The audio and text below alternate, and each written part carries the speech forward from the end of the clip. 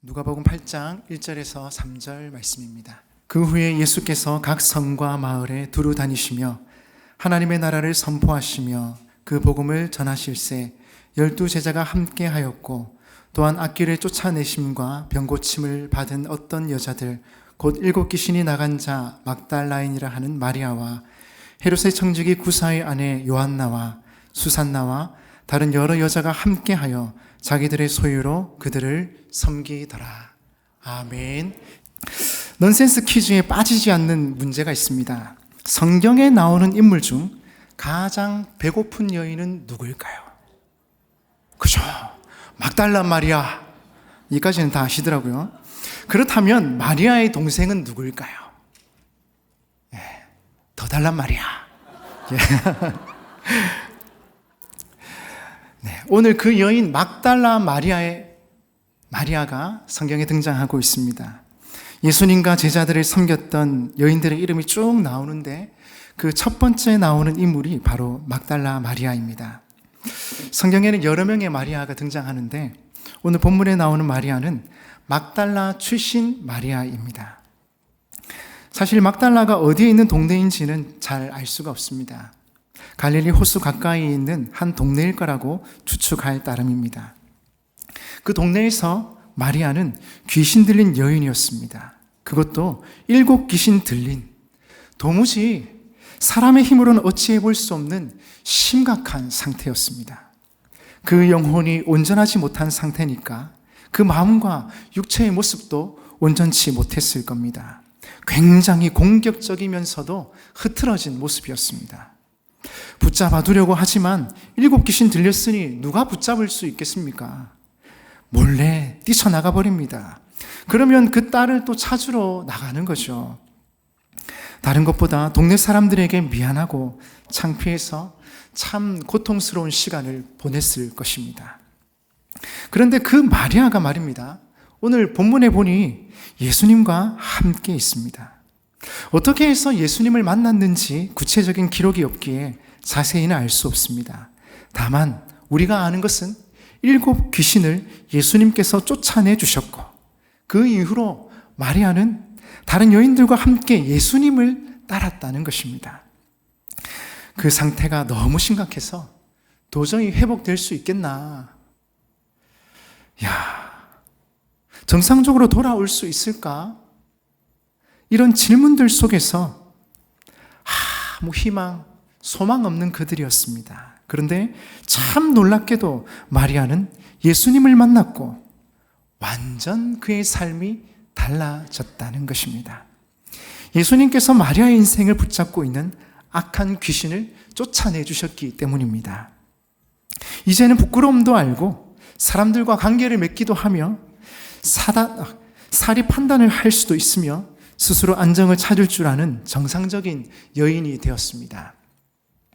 이 귀신이 마리아를 사로잡을 때는 시도 때도 없이 바깥으로 나돌아다녔습니다. 사람도 알아보지를 못했겠죠.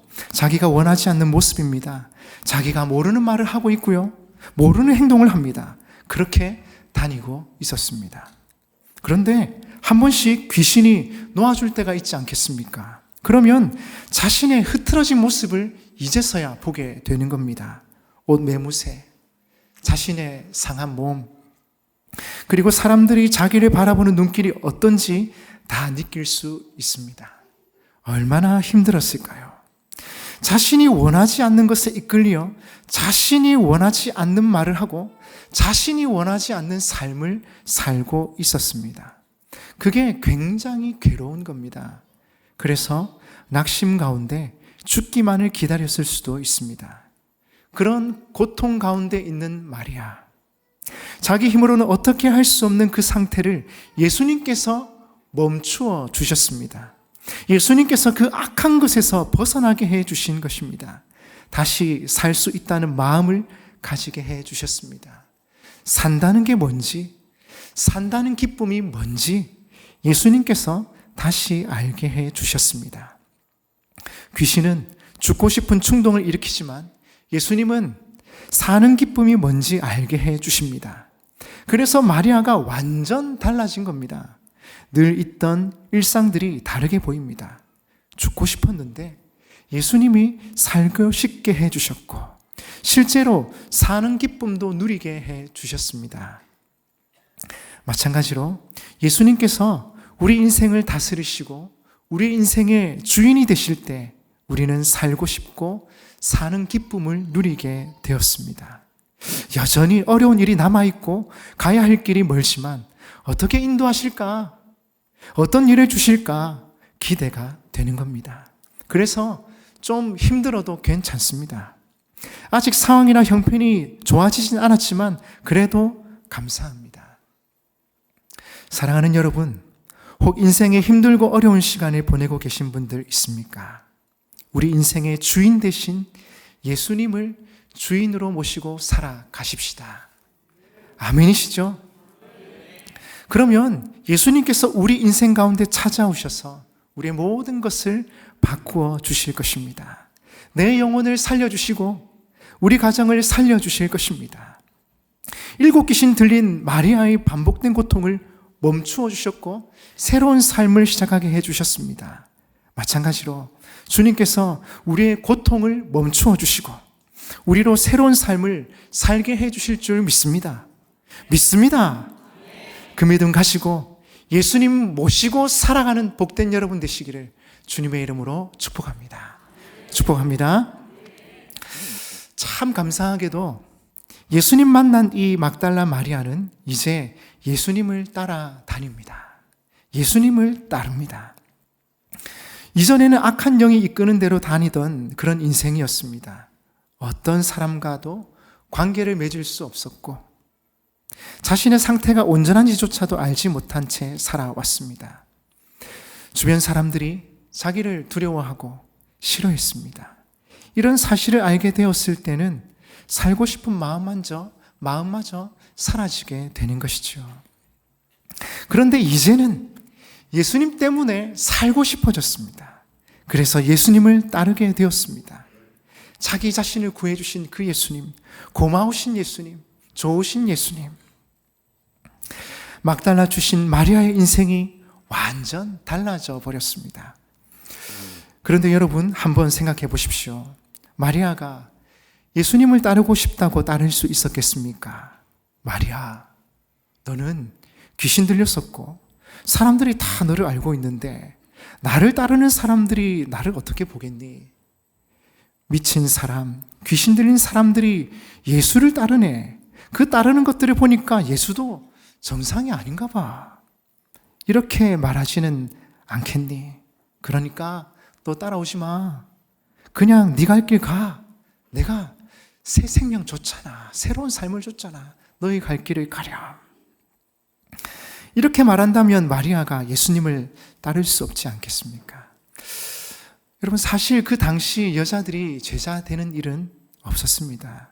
여인들이 유명한 랍비 선생님을 따르는 일은 더더욱 없었습니다. 그 당시 유대인 남자들의 기도가 그랬다 하지 않습니까? 아침에 일어나서 내가 여자로 태어나지 않은 것에 감사합니다. 네, 요즘 시대는 좀 바뀌었죠. 여인이 어찌 감히 예수 선생님을 따릅니까? 사람들이 어떻게 생각하겠어요? 여자가, 그것도 정신이 온전하지 못한 7 귀신 들렸던 여자인데 말입니다. 그런데 여러분, 예수님께서 그 당시의 가치관을 완전히 뒤집어 엎으시는 방식으로 여성들이 예수님을 따르도록 허락하셨습니다.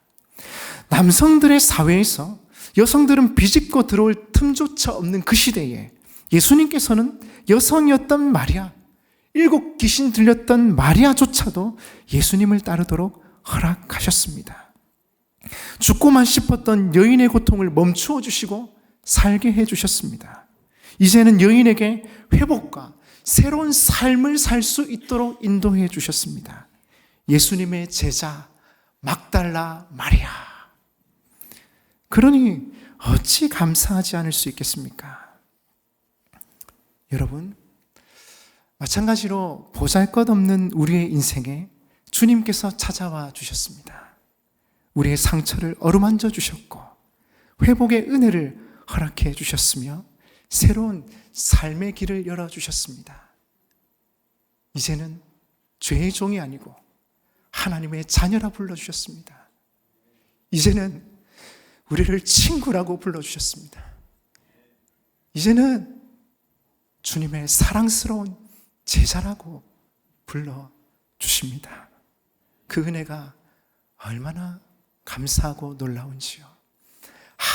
아무 자격 없고 아무 공로 없는데 믿음 하나 보시고, 그 믿음 하나 보시고 우리를 하나님의 자녀로, 주님의 제자로 불러주신 것입니다. 여러분, 그 은혜에 진심으로 감사하고 감격한 여러분 되시기를 바랍니다.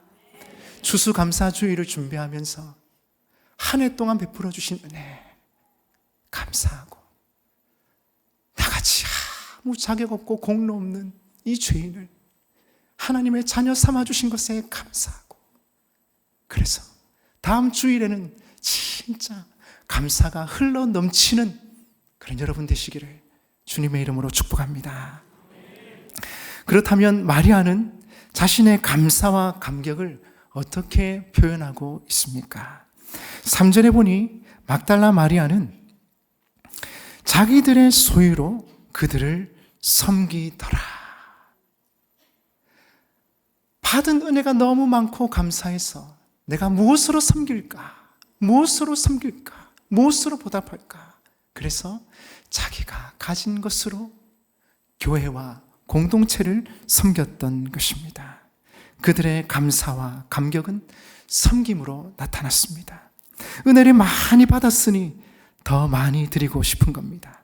무엇이라도 예수님이 필요하시다 하시면 그것 해드리고 싶었습니다. 그래서 마리아는 그렇게 예수님과 그 공동체를 섬기는 일을 마음을 다해, 정성을 다해 했던 것입니다.